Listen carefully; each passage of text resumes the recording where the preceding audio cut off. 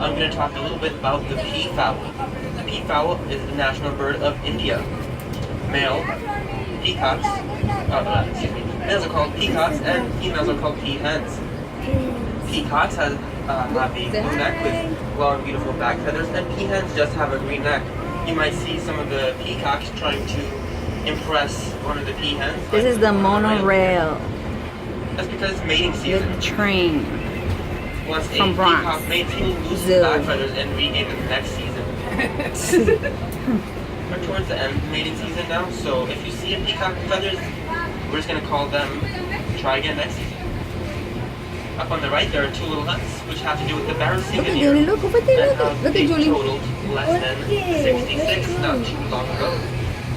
In 1970, there were estimated to be only 66 of the Barasingha deer remaining in central India.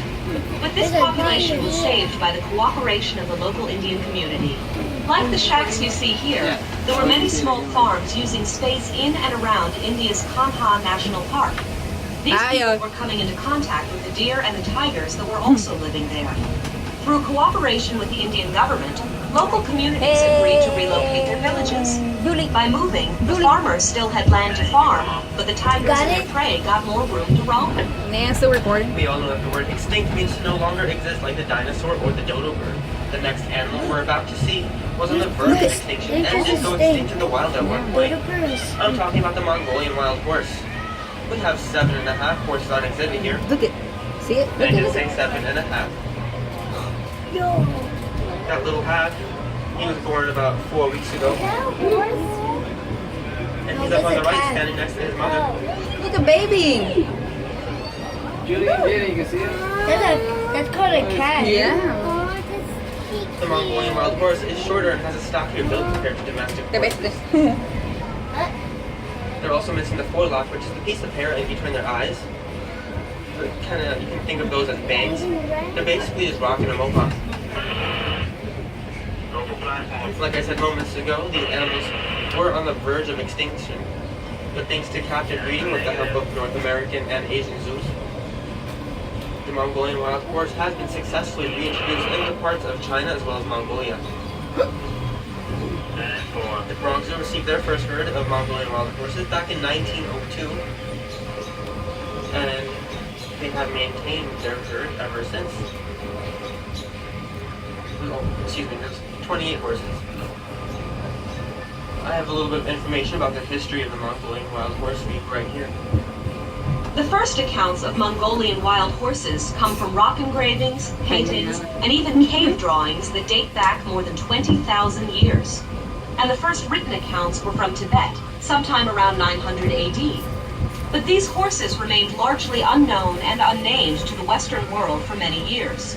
During an expedition to Central Asia in 1879, a famous Russian explorer and naturalist, Colonel Nikolai Przhevalsky, encountered the horse in Western Mongolia. Because of his discovery, this species is also known as Przhevalsky's horse. Our researchers sometimes have difficulty trying to spot the animals they're studying in the wild, but here on our journey, Catherine and I are going to help you pinpoint the animals we will be looking for today. If you were an animal, think about where you would want to be on a day like this. Would you want to be sitting under the shade, sitting under the tree in the shade, grazing in the grass, taking a nap? The next two animals we will be looking for are the gaur and the brow antler deer. Look at the squirrel. Yeah. If you look at the back fence and go towards your right, En la fence allá atrás. you're going to see some of the brow Oh, antler deer. dear. Brown antler deer get their name because males have antlers that look like bushy eyebrows. But don't go looking for any antlers today because it's a ladies' day out.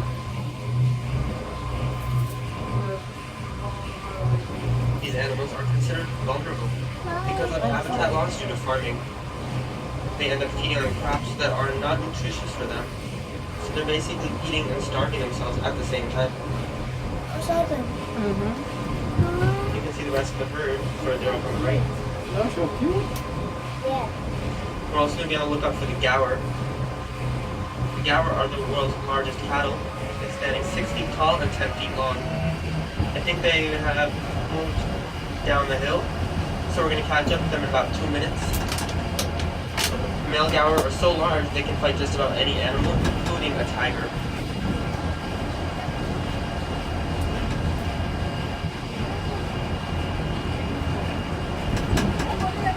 Both of these animals are a part of the species survival plan, and I have some more information about that for you right here.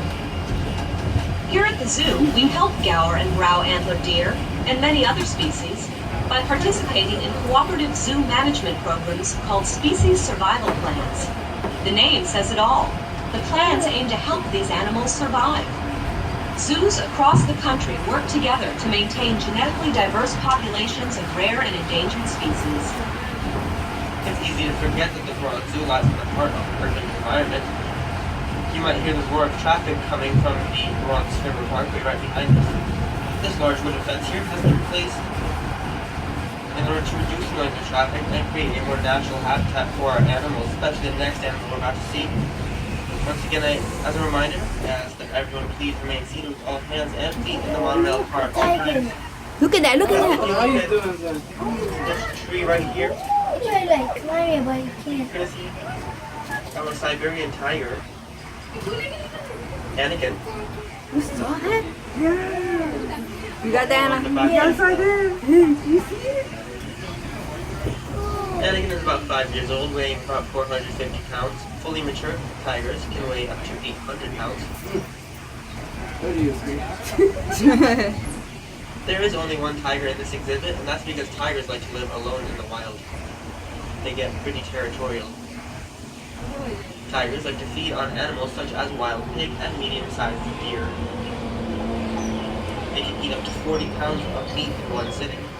That's the equivalent of 160 hamburgers. After eating a meal of such a large size, they typically will not eat again for several days.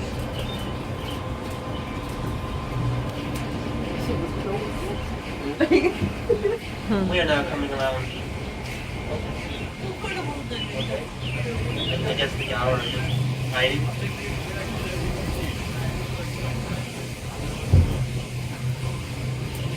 Hour? You look like deer. No, They're all up there. cows. Well, I guess it's no Yarrow. Okay. Well, coming up, you're gonna see the. Oh, sí, vi algo allí. Mira, mira. Deer. They never lose their spots, unlike real deer who lose their spots in the winter. We gain them in the summer. And look at the peacock. You're also gonna see the honey-colored barracinga. Mira, Jaden, look. Jaden, you see Where it? barracinga in Hindi means 12 times. You see it? Because their antlers have 12 to 14 points. The entire herd of barracinga deer is along the right side of the fence. Someone down there. That's Also in this meadow, famous. there are the black buck antelope. They're tiny little guys. They have a white underbelly, and they are sexually dimorphic, meaning males and females do not look alike. Males have a dark tan coat with long sparse horns, and females just have a light tan coat. They don't have horns. Imagine a pig with tusks that come out of his mouth and go back towards the Look at side. Jaden, look at. We're about to see the Babirusa. He ran the back of the exhibit. The word Babirusa in the Malay language means deer pig. Why is there a pig? Diyan, mojones. Don't see any Babirusa. You might see the Babirusa close to the fence in the front in the second pen. The color of the skin allows it to easily blend in with the mud and rocks in their environment. It's kind of like the Asian Puma. But if you had difficulty spotting the Babirusa, I guarantee you will not have any trouble seeing our next two Asian elephants, Hattie and Maxine. Ooh, over there, Jaden. Look it over there, baby. Look it. Hattie and You can see Maxine the are both butt. about 40 years old, weighing about 11,000 pounds. And they are the best of friends. They're besties. They're always on exhibit together. Estoy viendo como. I'm bragging about this. There's someone. Come last So, Trunk of an Yeah, you see? elephant I'm has bragging 40,000 about birds. muscles. look at Nile. Oh, look at how close he is. Whoa. Cool. Eat the object. Don't be fooled by the wrinkles because these are two camera ladies. They have their own personal pool and personal back scratcher. These elephants also receive a bath twice a week and a pedicure twice a week. The elephants can also eat 200 pounds of hay each day and drink 60 gallons of water each day. That's on top of all the fruits and veggies that our zookeepers feed them. So let's say goodbye to Patty and Maxine and hello to our Indian rhino Rhino, the rhino. sitting in the mud wallow. He's in the mud. That is Penny. He's in the right there. Right? Just chilling in the mud, in the water. Rhino. Rhinos will cover themselves in mud because mud acts as a natural sunscreen, Shit. as well as a natural insect repellent. They can sit in the mud wallow for about 18 to 19 hours a day. I saw one. Once the last time. Caring for a rhino is easy, but the tough part is feeding them. How many moms do we have on the train today? Bunch, I bet. So get this, mom. The female rhinoceros is pregnant for 16 months. And after being pregnant for almost a year and a half, they will give birth to a baby weighing about 150 pounds. We've had 11 successful rhino births here at the Bronx Zoo, and Penny was one of them. Our latest rhino birth was in the summer of 2013. You might think that the skin of a rhino is thick and armor-plated, but this is a common misconception. A rhino's skin is actually quite thin with many folds, giving it that armor-plated appearance. Coming up, you're going to see the very first mud wallow placed in this exhibit back in 1977 when the Wild Asia monorail first opened. A rhino can run up to 40 miles an hour. And rhinos are endangered because of poachers who kill them for their horn, and I have some more information about that for you right here. The horn of a rhinoceros is very different from that of a goat or antelope. It is not attached to the skull. Rhino horn is made from compressed keratin fibers, the same material that is found in fingernails and hair. Although rhinos are a protected species, poaching still occurs. Rhinos are killed for their body parts, as some people believe that this horn has special medicinal powers. It is also used as an ingredient in some traditional Asian medicines, and the rhino horn is also prized in some cultures for making dagger handles. Asia to continent. Yeah. That's why you're going to see so many deer on our journey today. As we come around this corner, you're going to see a few of the hog deer. They look like little babies, but they're actually fully mature adults, standing about 2.5 to 3 feet tall. Deer standing by the tree is the foremost to see them. I'll talk about them in just a second. And the large dark chocolate brown deer are the sambar deer. I'll talk about them in a minute as well. The hog deer get their name because they are short and squat like a hog. They like to run, duck, and hide under things instead of jumping over things like most deer. The foremost is Sika deer. There are only 3 in this exhibit. There was one standing by that tree. They have spots with a reddish-brown coat. They are native to Taiwan, formerly known as Formosa. And they can only be found in zoos or national parks in Taiwan. And the sambar deer, they are the largest deer in this exhibit, with their dark chocolate brown coat. They are the largest deer in southern Asia, standing about 5 feet tall at the shoulder, and their antlers can go up to 3 feet long. I'm gonna see They more. can Look. use their hind legs to stand straight up and eat leaves from the trees. You might be wondering why these trees here are wrapped in wire. That's because the deer like to clean and sharpen their antlers on the tree, which will rub off the bark. And if a tree loses too much bark, it will get sick and die. Trees provide a valuable source of shade as well as shelter and food for animals. Amanda, come on. So we animals poop our trees in order to keep them alive and healthy. Now you tired? Tired? And I told her she wanted to see the gorilla, she gotta stay up. If you look on the right by these trees, you can Look at the baby. You're gonna see the You see, you're Chinese getting, look tuft at how deer. small. That is not a baby. That is actually a fully grown Chinese tufted deer.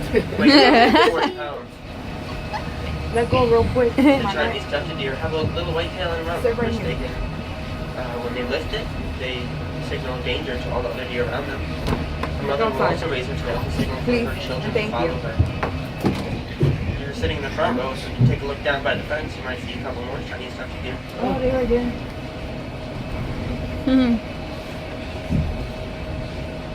The male Chinese tufted deer have canine teeth which protrude from their mouth, making them look like a vampire. They're sometimes known as vampire deer. Look at this. Nice We view. are now at our highest elevation point of 35 feet above the Bronx River. The Wildlife Conservation Society knows how important it is to keep this river as healthy as possible for the wildlife, wild animals, and residents.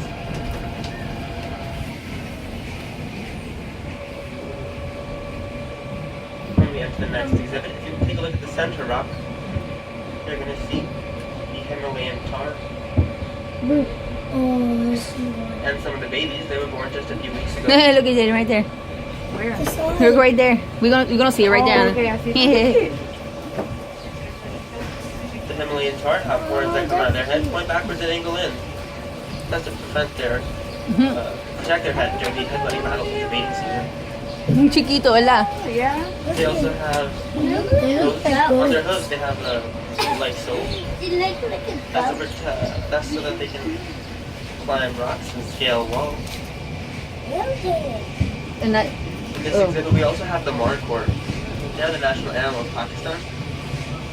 They have impressive spiral horns. I've been having trouble spotting them all day. I think they're hiding from us. really right there. If you see a markhor, yell it out. You see one. Oh, Himalayan tar. Whoa, that's cool. Look at the The baby markhor can one. jump about 6 feet in the air without a running start. They're quite athletic. Look, what's that in the tree? After this Y-shaped tree, you're gonna Look see at the our red red farm, panda. Jaden. Whoa. Right there in the Or tree. taking A an apple tree. red So lazy. I know, lazy.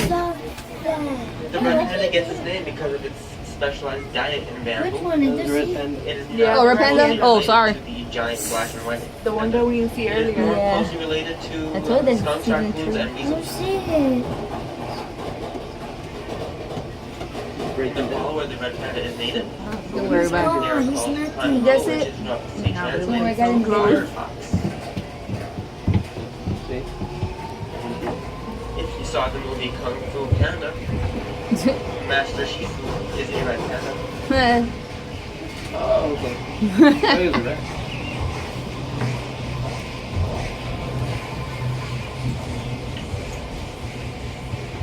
As we come around this bend, I would just like to tell you a little bit more about us. The Wildlife Conservation Society manages 5 parks here in New York City. That's the Bronx Zoo, the Queens Zoo, Prospect Park Zoo, Central Park Zoo, and the New York Aquarium located in Coney Island. The Bronx Zoo is the headquarters. WCS also has over 300 researchers in about 50 countries around the world working to help protect wildlife and wild animals in need. If you would like to help protect wildlife I think they or said wild the tag animals was in need, I better. recommend becoming a member of the Wildlife Conservation Society. Maya. You can do that by taking today's ticket purchase and applying it towards a membership at the Zoo Center. Premium members get great benefits, such as Tiene free que ser. admission to all 5 of our She's parks, not so. free parking, Ah. and exclusive member Can't t-shirts, get to and see the much, much gorillas. more. La levanta. A ver. We're now going to make a scheduled stop to wait for the train ahead of us to leave the Yeah, platform. there's another train coming.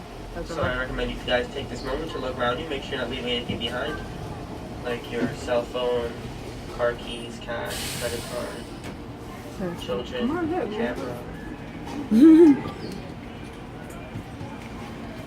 If you'd like to see more red pandas, feel free to visit the Himalayan Highlands exhibit.